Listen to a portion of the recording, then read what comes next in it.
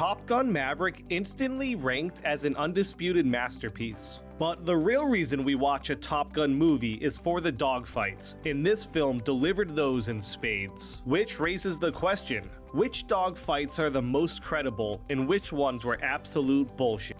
We'll rank all 5 flight sequences on a scale of 1 to 5 for believability. In direct violation of Rear Admiral Kane's orders, Maverick pushes a prototype plane beyond Mach 10, resulting in a spectacular explosion somewhere in the stratosphere that the veteran miraculously survives. For starters, that plane is not real. Well, at least not yet. Lockheed Martin does plan to have a working SR-72 by 2025.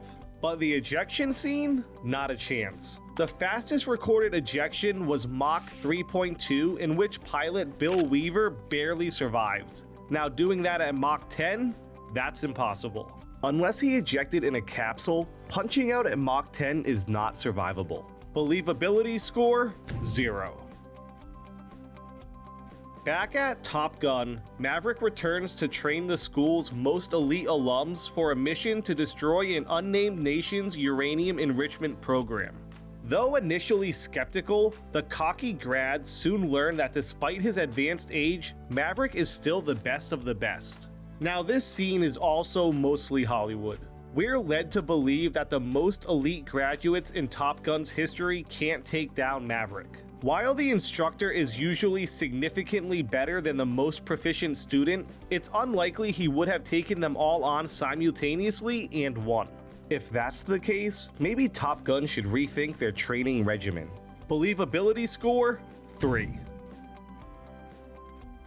In preparation for their secret mission, the Top Gunners run a simulation of what they'll face, namely a low-level run through a canyon to evade radar detection, a dive into a crater to hit their target, followed by a steep 10G climb up a mountain wall. While scaling the simulated mountain, Payback goes into G-lock and passes out, forcing Maverick to wake him by getting missile lock, thus triggering Payback's plane's alarm system just before he crashes into the ground.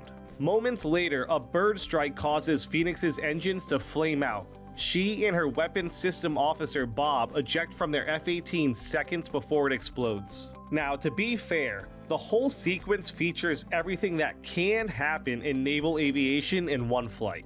What's not realistic is flying that close together. If you're the wingman, 90% of your time is providing protective support from a distance. In other words, you're not helping tactically in any way. As for Payback's G-lock, he would not have come out of that. So the whole Maverick locking Payback up and waking him is not realistic.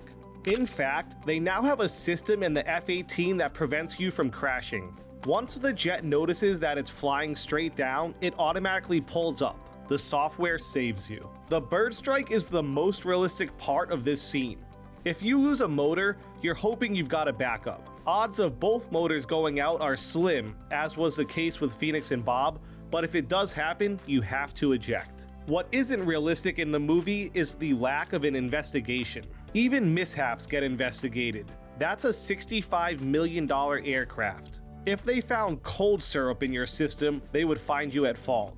It's 12 hours bottled to brief, meaning if you violate that, you could be court-martialed. Believability score? 2.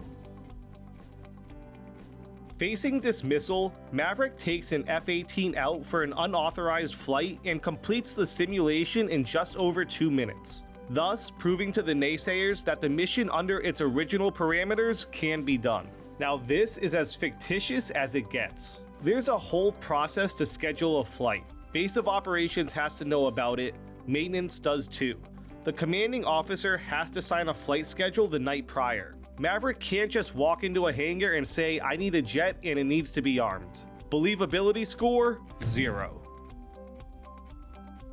For the final mission, Maverick leads a team of 4 F-18s through a landscape of snowbound mountains. The Navy knocks out the unnamed enemy's nation airport with a Tomahawk strike. Maverick and his team destroy the uranium enrichment facility and evade a barrage of surface-to-air missiles. It seems like mission accomplished until Rooster is nearly hit, with Maverick taking the missile for him and ejecting into enemy territory. After waking up face down in the snow, Maverick is pursued by an enemy helicopter when Rooster dives in and takes the chopper out. Rooster's F-18 is shot down in the aftermath, and he too is forced to eject. What the hell were you even thinking? You told me not to think. After a reunion, Mav and Rooster sneak onto the destroyed airbase, hijack an F-14, and outmaneuver two exponentially superior 5th generation fighters, all before Hangman comes to the rescue by blowing a third enemy fighter out of the sky. Let's break this final scene down. First off, the ingress strike. The fact the enemies had SAM missiles that only pointed up is unlikely. This country is smart enough to buy 5th generation fighters, so I'm sure they would have planned for a low-level ingress. Even in Korea, they strung wires across valleys. When planes would fly low, they would get decapitated. Tactically, this scene makes no sense, but it's good entertainment. As for the Navy, I think it would have made a lot more sense for them to use tomahawks to blow up the uranium site. However, that would have defeated the entire purpose of the final scene and provided much less entertainment. Also, it's unlikely that 20 SAMs would be launched and not a single one would hit. Modern-day surface-to-air missiles have what's called flare rejection. They lock onto a source of heat and stay locked on. The flare rejection and decoy technology we see in the film can't do a thing about it. Next, getting ejected from your aircraft is not pleasant. If you have to eject from a fighter plane, you will come away from the experience significantly bruised and battered, possibly with fractured bones and torn ligaments. Maverick running towards Rooster for a reunion would look a lot different in real life. We then get to the F-14, which was surprisingly untouched by the Tomahawk strike.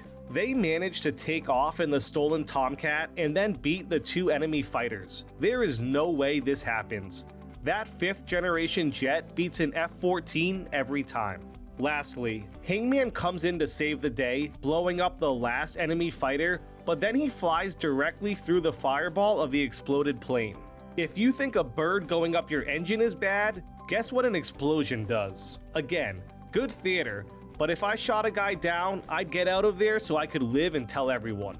Believability score, 1. Now, this video is in no way meant to diminish the creative license of the film. We all love the movie exactly the way it was made, and we understand the liberties taken. In fact, the actors underwent 5 months of training with the Navy so they could accurately portray their characters. The screenwriters also worked with David Burke, a former Top Gun fighter pilot and senior instructor, to make sure the movie was authentic. Make sure to subscribe and hit that notification bell. We have tons of videos in the works comparing true movies to their real-life stories. Let us know in the comments what movie you would like to see us cover next. Thanks for watching.